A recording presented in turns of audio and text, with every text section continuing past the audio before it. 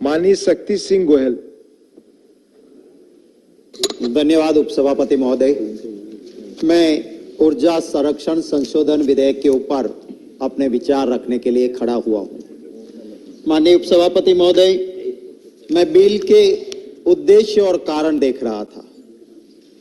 कोई दो राय नहीं हो सकती है कि इस दुनिया में या देश में पर्यावरण अच्छा हो, क्लीन एनर्जी के लिए हम चिंता करें, क्लाइमेट चेंज की चैलेंज हमें न फेस करनी पड़े, अच्छी बात है। पर उद्देश्य और कारण के साथ साथ जो बिल के प्रावधान है उसमें काफी कुछ हो सकता था, नहीं किया गया है। इस बात का मुझे दुख है। आप दिखाने के दांत कितने भी अच्छे हो, कोई फर्क नहीं पड़ता। चबाने के दांत कैसे हैं आपके, उसके ऊपर आधार रहता है। और मैं ये कहना चाहता हूं कि हमारे देश में कहा जाता है माननीय उपसभापति महोदय कि रुपया बचाया वो रुपया कमाया के बराबर है। आपने बिल में इसकी चिंता नहीं की। जो आपके खुद के मिनिस्टर ऑफ एनवायरनमेंट का ओजोन सेल है, उसने कहा है आपको कि ये जो कूलिंग डिमांड एक्शन प्लान बने और कूलिंग डिमांड कम हो, उसके लिए सरकार को चिंता करनी चाहिए। ये आपको बताया गया है, आपको आगाह किया गया है, लेकिन आप इसकी चिंता नहीं करते हो। आपका टारगेट जो दिया गया है वो ये है कि 20 से 25% कूलिंग एनर्जी डिमांड में बाय 37-38 में आपको कम करनी है। आपका अगर मनोज झा जी सही कह रहे थे, अगर ये स्टैंडिंग कमेटी के पास जाता, ये सारी चीजों का अध्ययन होता, आपको दिखाया जाता सही रास्ता और इसमें आप प्रावधान करते तो अच्छा होता। क्योंकि ऑक्सफोर्ड इंडिया स्टैटिस्टिकल सर्वे में ये आया है कि आज हमारे वहां 8% हाउस होल्ड है वो एसी यूज करते हैं, लेकिन 10 साल बाद हमारे देश में सिनेरियो होगा कि 40% इंडियंस, 40% भारतीय एसी यूज करने की नौबत आ जाएगी, करना पड़ेगा। क्लाइमेट चेंज हो रहा है, जरूरत बन रही है।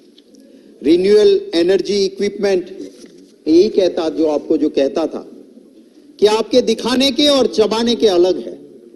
आप कहते हो कि आपको क्लीन एनर्जी को प्रमोट करना है, आप कहते हो कि हमें जो पर्यावरण को नुकसान देता है, कार्बन डाइऑक्साइड, जो ग्रीन हाउस का गैस, उसे रोकना है, और आप क्या करते हो?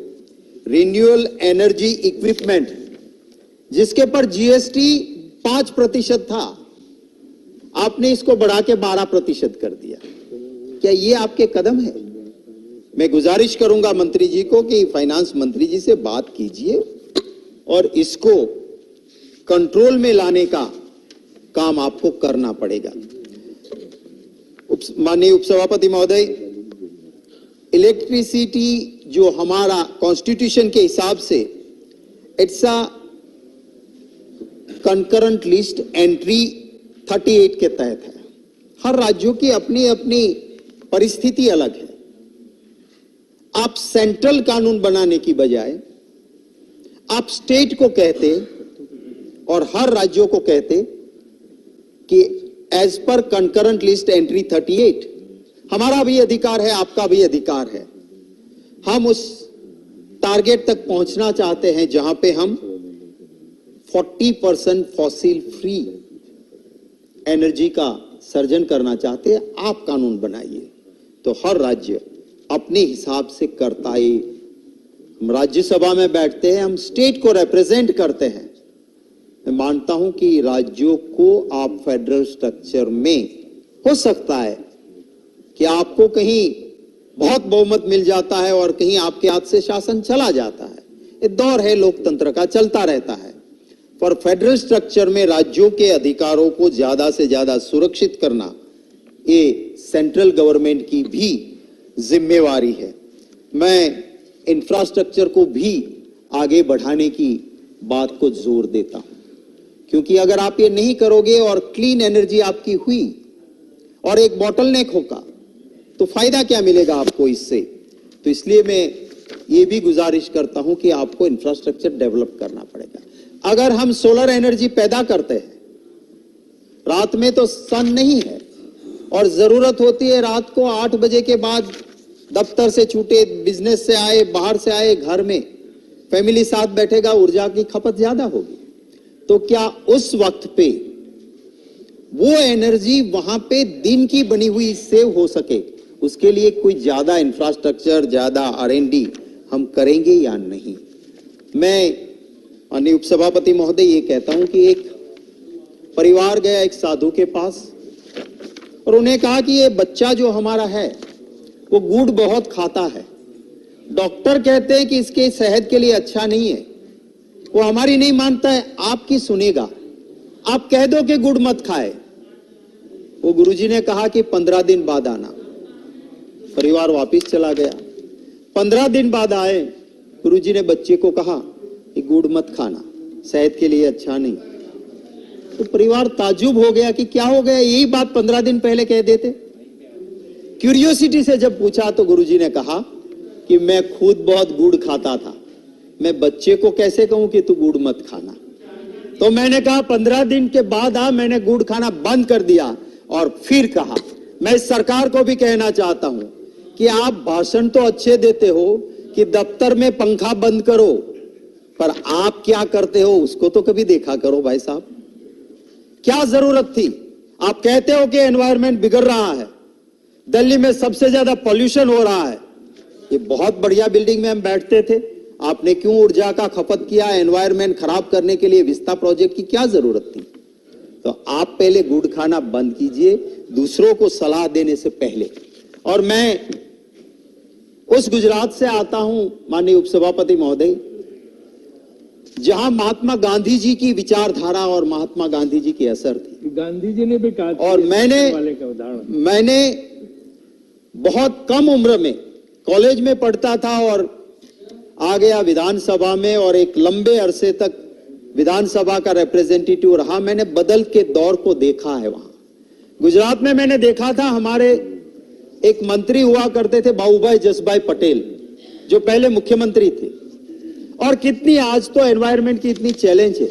उन दिनों में अगर वो किसी सर्किट हाउस के कमरे में हैं, बाहर निकलने से पहले हर बल्ब को बंद करेंगे, कहीं पर एक भी लाइट खुली नहीं छोड़ेंगे, फिर बाहर निकलेंगे।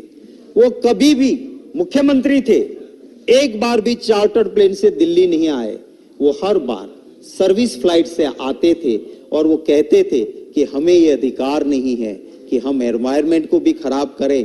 कभी कभी मंत्री के तौर पे मैं उनके साथ मिनिस्टर रहा, एक प्रोग्राम साथ में होता था, वो कहते थे 2 गाड़ी लेके क्यों जाए, 2 टीए बिल क्यों बने, खर्चा क्यों बढ़े सरकार का, हम दोनों एक गाड़ी में जाएं।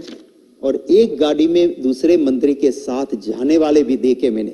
वो दौर भी देखा, एक और वो दौर भी देखा जहां कभी मुख्यमंत्री सर्विस फ्लाइट से नहीं, बेस्ट वेल लग्जूरियस एयरक्राफ्ट के बिना मुख्यमंत्री गुजरात के दिल्ली नहीं आ सकते थे। वो दौर भी मैंने देखा। मैं माननीय उपसभापति महोदय यही कहता हूं कि हमें जो इस बिल के अंदर प्रावधान करना चाहिए था, उसमें खास आप कार्बन क्रेडिट ट्रेडिंग की बात करते हैं और उसका रेगुलेशन कौन करेगा कार्बन ट्रेडिंग के लिए। जैसे कि हम शेयर का ट्रेडिंग करते हैं तो सेबी है, is a regulatory authority, SEBI regulate करती है। इलेक्ट्रिसिटी का ट्रेडिंग होता है, आपका सेंट्रल सर्क जो है electricity regulatory commission, central regulatory electricity regulatory commission, वो उसका रेगुलराइजेशन करता है। और उसी तरह से आप अगर कार्बन ट्रेडिंग करना चाहते हो तो उसके लिए कार्बन क्रेडिट ट्रेडिंग के लिए कोई प्रावधान आपके इस बिल में नहीं है। माने दिखाने के बड़े हैं, चबाने के नहीं है। अच्छी मंशा हो तो अच्छा काम भी उसी दिशा में हो। इन्हीं बातों के साथ मैं मेरी बात खत्म करता हूं।